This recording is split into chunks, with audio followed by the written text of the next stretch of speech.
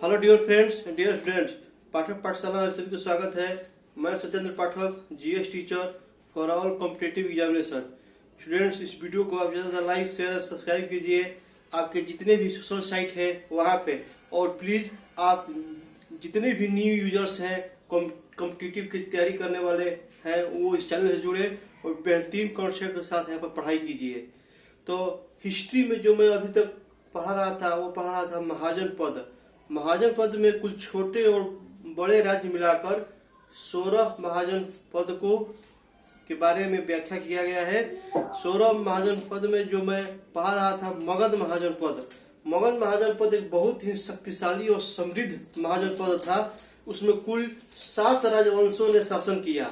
7 राजवंशों में मैं मौर्य वंश के बारे में पढ़ा रहा था। तो मौर्य वंश के संस्थापक था चंद्रगुप्त मौर्य। चंद्रगुप्त मौर्य की मृत्यु के बाद उसका बेटा बिंदुसार उसका उत्तराधिकारी बना। तो बिंदुसार ने तक्षशिला में विद्रोह हो जाने के कारण उसने अपना बड़ा पुत्र सुसीम को भेजा था विद्रोह दबाने के लिए, परंतु सुसीम विद्रोह न दबा सका, वो असफल रहा। तो उसने अपने छोटे बेटे अशोक को भेजा तक्षशिला में विद्रोह दबाने के लिए। अशोक ने बड़ी ही चतुराई और बड़ी ही साहस पूर्वक विद्रोह को दबा दिया और एक नया नगर कश्मीर की स्थापना किया था। अशोक ने क्रूरता पूर्वक विद्रोह को दबा दिया। अशोक ने क्रूरता पूर्वक विद्रोह को दबा दिया।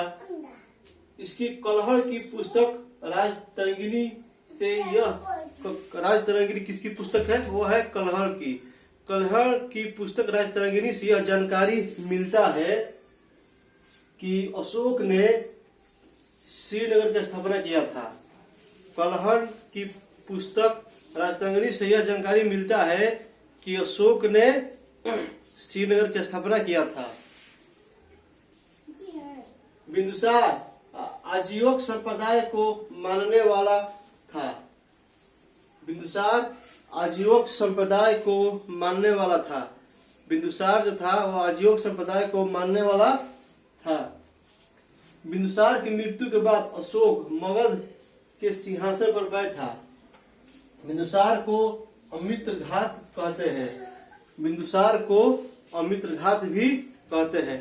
तो इसकी मृत्यु के बाद इसका उत्तराधिकारी कौन हुआ? वो हुआ अशोक।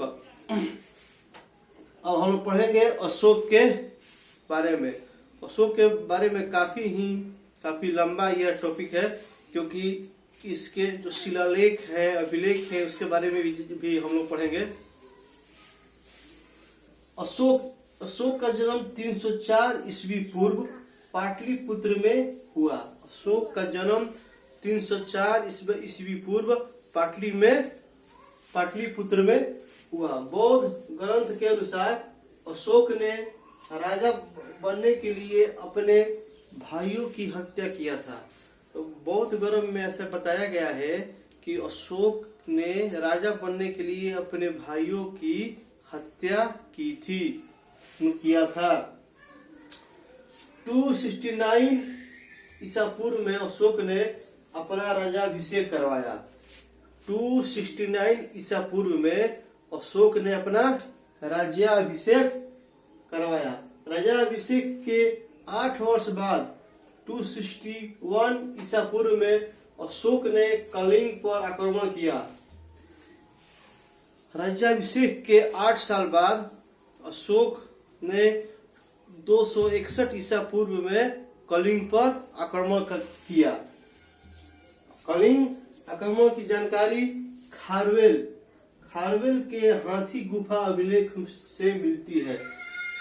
तो कलिंग आक्रमण की जानकारी खारवेल, वहाँ का एक बहुत प्रसिद्ध राजा था, उसका एक अभिलेख है, हाथी गुफा अभिलेख, उसी में इसकी जानकारी दिया गया है। इस अभिलेख के अनुसार कलिंग आक्रमण के समय कलिंग का राजा नंदराज था। कलिंग में हुए भीषण नरसंहार को देखकर अशोक का हृदय परिवर्तित हो गया। जब कलिंग पर आक्रमण हुआ था उस समय कलिंग का राजा नंदराज था। लेकिन इतना युद्ध में इतना क्षति और इतना लाशों या इतना रक्त को देखकर अशोक का जो हृदय है वह परिवर्तित हो गया।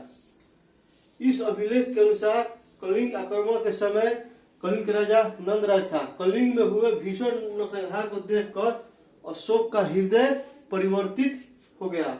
ऐसा माना जाता है कि अशोक ने हाथियों को प्राप्त करने के लिए कलिंग पर आक्रमण किया था। मतलब कि अशोक में रीजन क्या था आक्रमण करने के लिए? तो अशोक को चाहिए था हाथी, और कलिंग में हाथी बहुत ज्यादा उस समय मिलता था, तो हाथी के लिए अशोक ने कलिंग पर आक्रमण किया था। कलिंग आक्रमण के बाद अशोक बौद्ध धर्म अपना लिया। कलिंग आक्रमण के बाद अशोक ने बौद्ध धर्म को अपना लिया।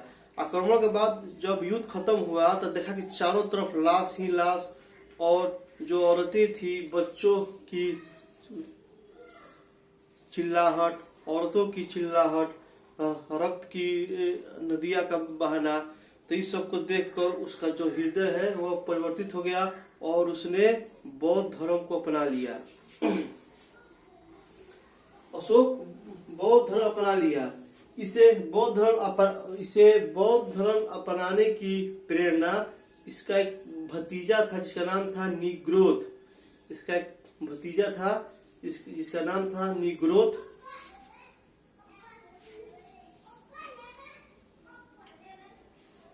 प्रेरणा इसके भतीजे निग्रोध से मिला, जबकि बौद्ध धर्म की दीक्षा उपगुप्त नाम के एक आचार्य थे, उनसे इसने बौद्ध धर्म की दीक्षा प्राप्त किया। किससे?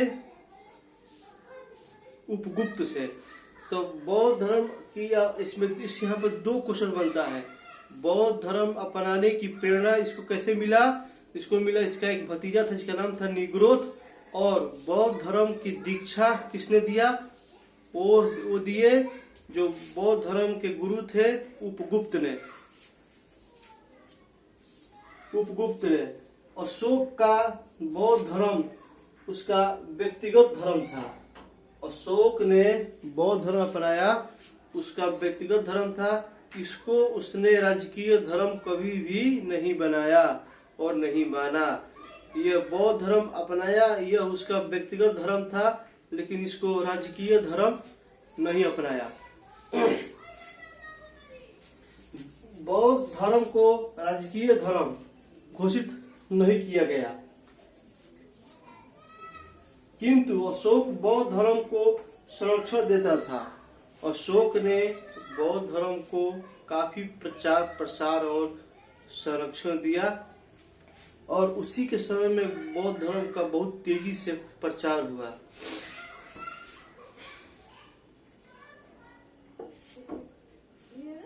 अशोक ने बौद्ध धर्म प्रचार के लिए अपने बेटा महेंद्र तथा पुत्री संघमित्रा को श्रीलंका भेजा था। अशोक ने बौद्ध धर्म प्रचार के लिए अपनी पुत्री संघमित्रा और अपना बेटा महेंद्र को कहाँ भेजा? श्रीलंका भेजा था। किस लिए? प्रचार करने के लिए। श्रीलंका के राजा ने सिंहली धर्म को छोड़कर बौद्ध धर्म अपना लिया। श्रीलंका के जो राजा थे वो इतने इस धर्म से प्रभावित हुए कि सिंहली धर्म जो वहां का धर्म था श्रीलंका का, उसको उन्होंने त्याग दिया और बौद्ध धर्म को अपना लिया। तो किसके प्रचार से?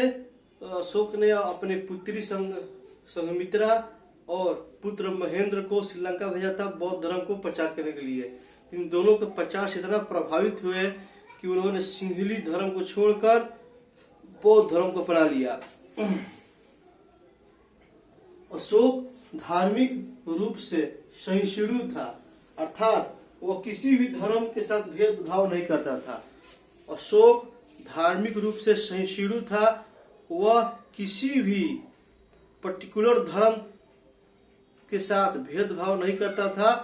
वो शुरुआत में क्रूर इसलिए था क्योंकि उसको अपना राज्य को बड़ा बनाना था, समृद्ध करना था। इसलिए जब उसने कलिंग पर आक्रमण किया, वहां पे इतनी लाश को देखा कि उसका जो हृदय है वो परिवर्तित हो गया। और वो उसका भतीजा था निक्रोध, उससे प्रभावित होकर उसने बौद्ध धर्म के जो गुरु थे गुप्त, उनसे उसने दीक्षा लिया और वह बौद्ध धर्म अपना लिया। लेकिन बौद्ध धर्म को वो पर्सनली अपनाया, इसको राजकीय धर्म नहीं बनाया। और बौद्ध धर्म को प्रचार के लिए सबसे पहले उसने अपने पुत्र और पुत्री को श्रीलंका भेजा। श्रीलंका का जो राजा था वो सिंगली धर्म को छोड़कर बौद्ध धर्म अपनाया। और अशोक एक धार्मिक सहिष्णु था। धार्मिक सहिष्णु का मंत्र होता है किसी भी धर्म के साथ भेदभाव नहीं करने वाला, सभी धर्मों को एक समान मानने वाला। तो अशोक महान इसीलिए वह कहा गया। आगे चल के हम लोग पढ़ेंगे कि अशोक ने कौन कौन से शिलालेख, अभिलेख और कैसे बौद्ध धर्म को आगे बढ़ाया और कैसे उसका राज्य समृद्ध हुआ, कि अशोक ने और कौन कौन से कार्य किए, इसके बारे में अगले वीडियो में मैं बताऊंगा।